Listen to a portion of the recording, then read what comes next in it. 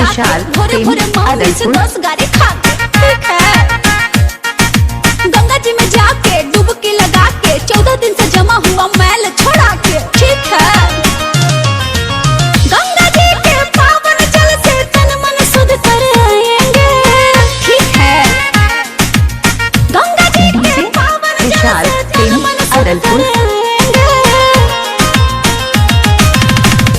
तिलकुट खाएंगे, दही चूड़ा मनाएंगे, ठीक है। विशाल प्रेमी अदलपुर मकर संक्रांति मनाएंगे, ठीक है।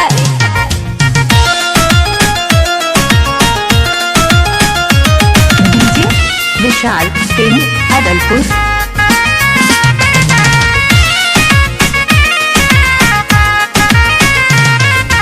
गया वाला तिलकुट पापा से मंगाए हैं, ठीक है। विशाल प्रेमी गया अदलपुर वाला तिलकुट पापा से मंगाए हैं, नानी जी से कह के लाई बनवाए हैं, ठीक है। तिल वाला लड्डू भैया से छिपाए हैं, अभी ऐसे देखो वो आंख गड़ाए हैं, ठीक है। विशाल प्रेमी अदलपुर दही में पूरा सान के चूड़ा भुर्रा हम मिलाएंगे, ठीक है।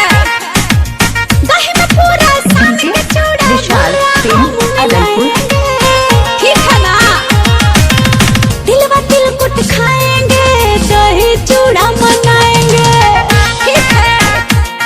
हाँ, तिलवा विशाल तिलकुट प्रेमी खाएंगे, अदलपुर दही चूड़ा मनाएंगे, ठीक है ना।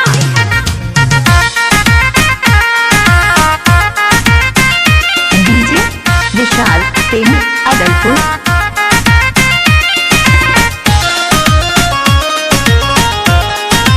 भर पेट खा के धूप में पचा के, ठीक है। विशाल प्रेमी अदलपुर भर पेट खा के धूप में पचा के सखियन के अपना छत पे बुला के, ठीक है।